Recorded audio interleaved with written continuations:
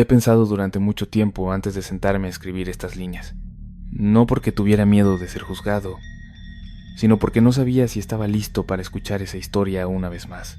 Hay historias que, aunque no las hayas vivido en carne propia, cuando las escuchas, se te quedan pegadas como el olor a humedad en una habitación cerrada. No las ves, pero cada vez que las recuerdas, las sientes. La persona que me contó esto es alguien en quien confío absolutamente. No es del tipo que inventa cosas, ni alguien que busca atención, y mucho menos una persona supersticiosa o propensa al pánico. Al contrario, es alguien muy racional, muy callado, y que jamás me había contado nada extraño antes.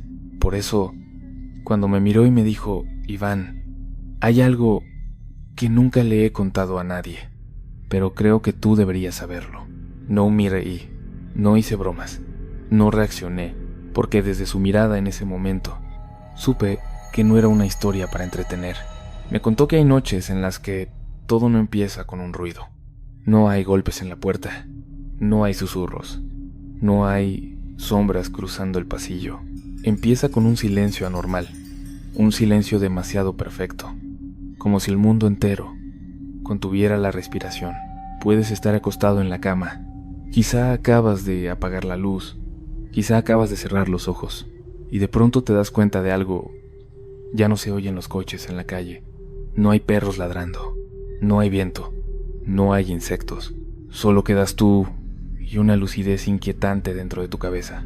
Esa persona me dijo que, en momentos así, lo más aterrador no es ver algo, sino la sensación de que alguien está muy cerca, pero no puedes identificarlo con ningún sentido. No lo ves, no lo oyes, no lo tocas, solo lo sabes.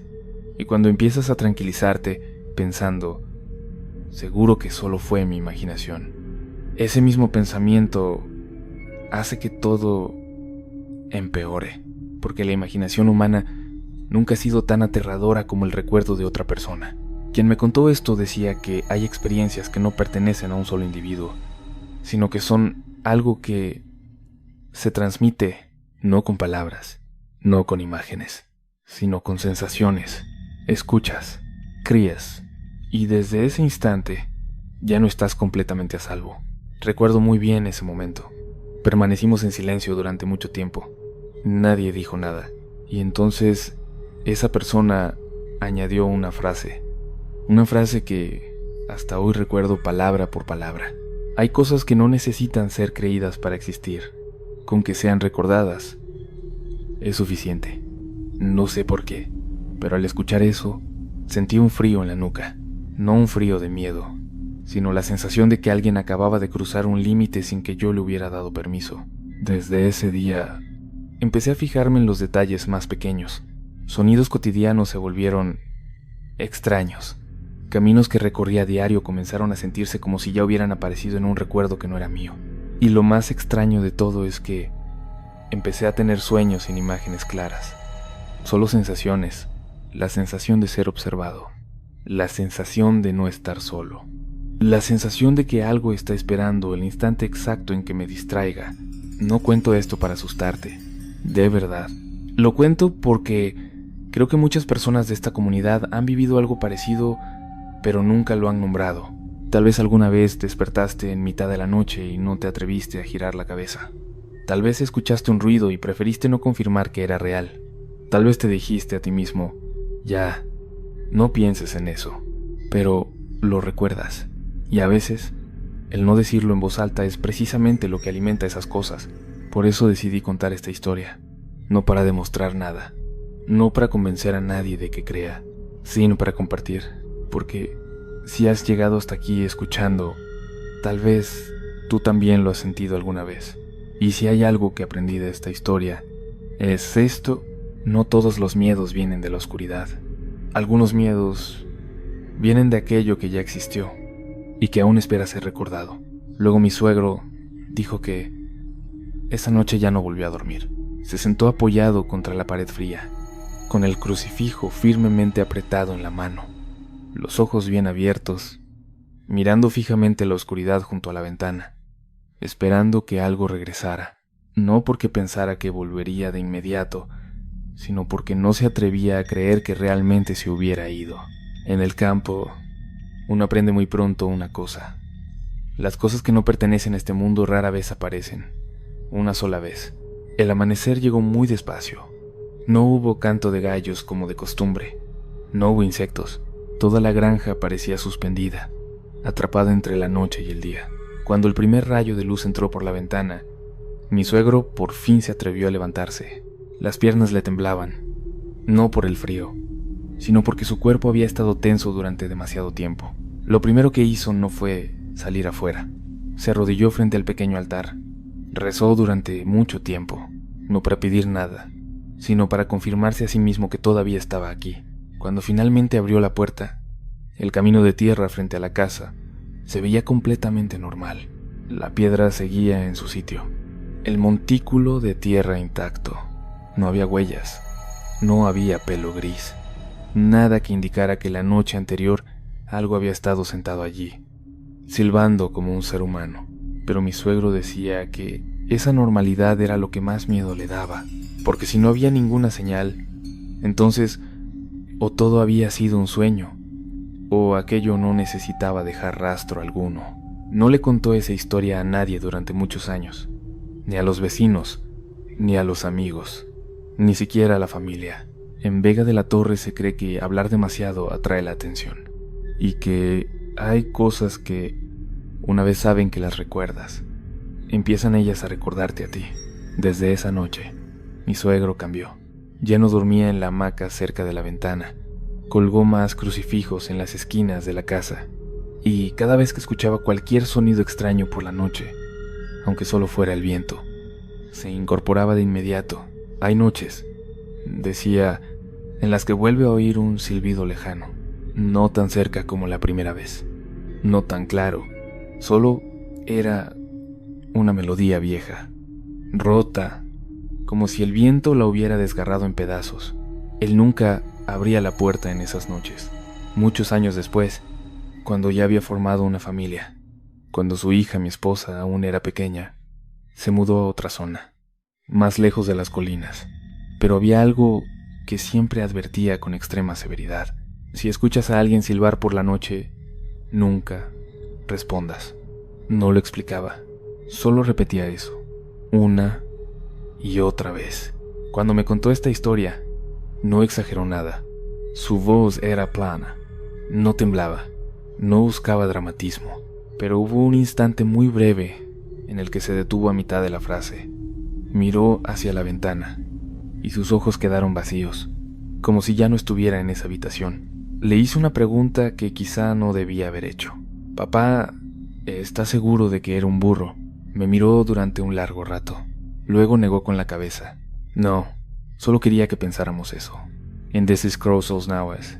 No dijo nada más. Y yo tampoco pregunté.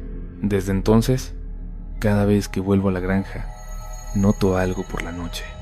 El lugar es silencioso, demasiado silencioso, de una forma antinatural, y hay momentos muy raros en los que el viento pasa entre los árboles bajos cerca de la colina y creo escuchar un sonido largo, agudo, impreciso, incompleto, como si alguien estuviera silbando, pero hubiera olvidado cómo terminar la melodía. No le cuento esto a mi esposa, y nunca abro la ventana por la noche, porque si algo aprendí de la historia de mi suegro, es esto: no todo aparece con su forma real. Algunas cosas eligen una forma que te hace dudar, y ese instante de duda es cuando eres más vulnerable. No comparto esta historia para que creas, la comparto para que recuerdes. Y si alguna noche escuchas un silbido afuera de tu puerta, no respondas. Solo recuerda que hay cosas que silban no para llamarte afuera, sino para confirmar que estás escuchando. Cuando mi padre llegó al momento de sacar el machete, él mismo hizo una pausa, como si no quisiera volver a mirar ese instante, y lo entendí. En el campo, un machete no es algo para amenazar, es una herramienta de vida o muerte. Pero cuando un hombre tranquilo, con apenas 23 años, se ve obligado a poner la mano en el mango del machete, significa que ya no le queda salida. Él dijo: «En ese momento no pensé que fuera a hacer nada, solo necesitaba que me soltara». En eso Laces, Derace Sein, Nambusi, Voice direction. Narrar más lento. Bajar la voz. Alargar la palabra soltara. Sacó el machete. La hoja lanzó un destello fino bajo la luz del atardecer que se apagaba. Nada más. No hubo golpe. No hubo ataque. Solo levantó la hoja. Como alguien desesperado intentando crear distancia. Pero la reacción de la mujer. Eso fue lo que le heló la sangre. Ella no tuvo miedo. No se sobresaltó. No retrocedió. No gritó. Solo miró la hoja. Luego miró el rostro de mi padre. Y su sonrisa se ensanchó. No una sonrisa alegre, sino una sonrisa como si hubiera estado esperando ese momento. Entonces dijo, con esa voz grave de antes, una voz que ya no sonaba anciana: bien, así es como debe ser. En usaren coisas, and then, de lesa tarlanda, música, un solo golpe muy suave, luego silencio. Mi padre dijo que en ese instante se dio cuenta de algo. Ella no solo le estaba sujetando la mano. La sensación de quemadura no venía de la fuerza, sino de su piel, como si bajo esa piel arrugada hubiera algo más, algo caliente, algo vivo, algo despierto. Intentó zafar la mano otra vez, y esta vez lo logró, pero el precio fue un ardor que subió hasta la muñeca, un dolor como tocar brasas encendidas. Retrocedió un paso, luego otro. El machete seguía frente a él, pero ya no miraba la hoja, la miraba a ella. Y entonces, ella se movió, pero no de una forma normal. Mi padre dijo que avanzaba muy despacio, cada paso con un peso extraño, haciendo crujir las piedras aunque no pisara fuerte. Se acercó tanto que pudo oler su manto, negro olor a humedad, a tierra, a hojas podridas empapadas por la lluvia.